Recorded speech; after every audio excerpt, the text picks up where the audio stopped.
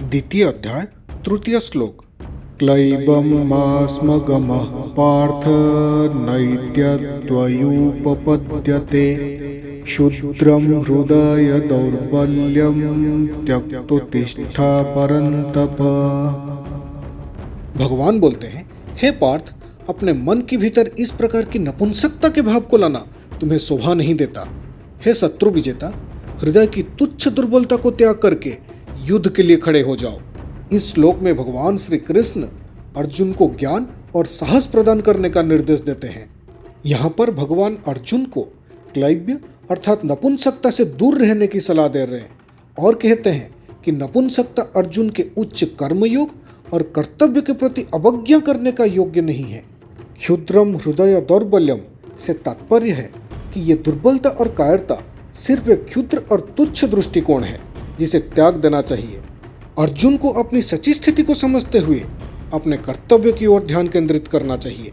ज्ञानोदय के मार्ग पर सफलतापूर्वक कदम रखने के लिए उच्च मनोबल और नैतिकता का होना आवश्यक है, जिसके लिए किसी भी मनुष्य को आशावान, उमंगी और ऊर्जावान बनकर आलस्य, स्वच्छंदता की प्रवृत्ति, अज्ञान और आसक्ति जैसी लौकिक मानसिकता पर विजय प्राप्त करना आवश्यक है।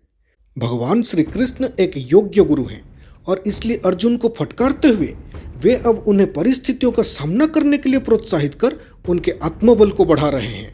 अर्जुन का जन्म महारानी कुंती की उपासना और देवराज इंद्र के आशीर्वाद से हुआ था, इसलिए वो इंद्र के समान असाधारण बल और पराक्रम से संपन्न थे।